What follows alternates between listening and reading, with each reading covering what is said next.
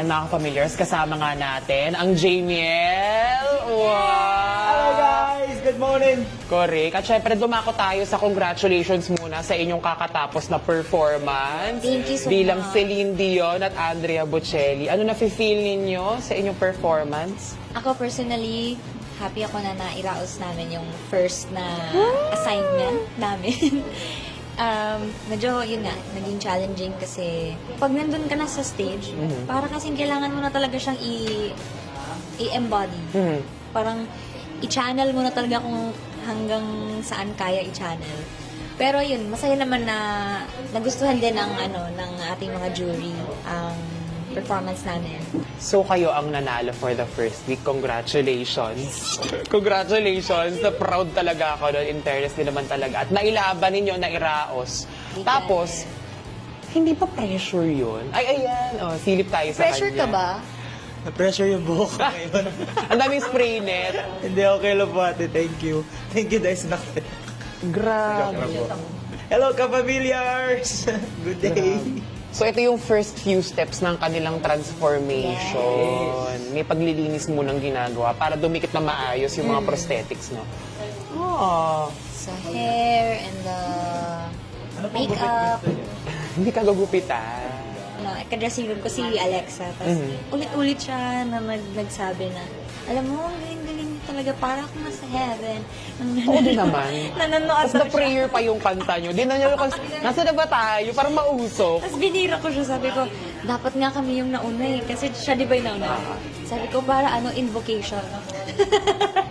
Tapos intermission. Tapos intermission. Tapos closing remark. Magaling kayong lahat. Yes. Oo. And speaking of, eto na nga, today, ang gagayahin ninyo ay si, eto, A Star Is Born. Yes. Lady Gaga at Bradley Cooper. So parang ako din naman, sinusuma total ko, ang layo nung Lady Gaga at nung Mariel Montellano. Oo.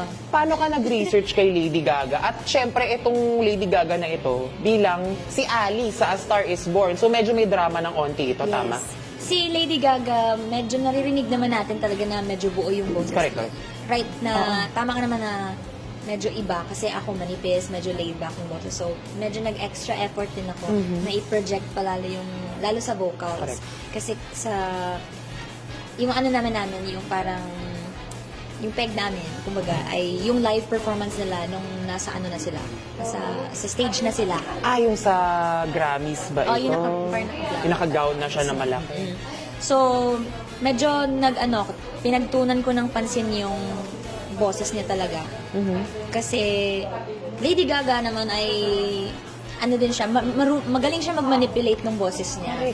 So, may times na medyo manipis, tas hindi maingay, tas most of the time, talaga siya, very projected yung Buga. boses niya, Oo. yes. So, yun yung inaral ko. Si JM naman, ano bang... Bilang Bradley inaral mo? Cooper. Ilang pa?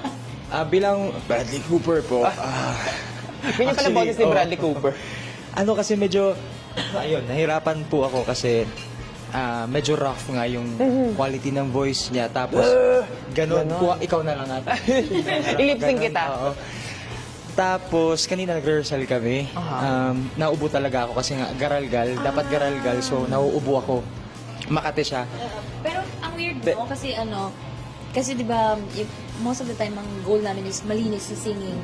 Pero kanina habang nagre-rehearse kami, parang natuwa kami na may garalgal. Talaga? Kanina sabi ko, Ala, tell me something. Uy, may garalgal ma. Ang galing. Sumakto, binigay ni Lord. Oo. May plema-plema lang na sumabit. Pero, parang parte siya ng performance. It's a part of the act. Oo. So sana may plema mamaya, pero wag sana umubuli. Oo. So, Nakatakot din. ayun, medyo nakakatakot na medyo challenging din. But, syempre, we'll do our best po. Para sa ating mga ka-familiars. Ayan. Best of luck sa iyo at kay JM. Galingan ninyo bilang Lady Gaga at Bradley Cooper. Kaya naman panoorin natin kung sino pa yung mga ka-familiars nating nag-aayos. thank you, familiars.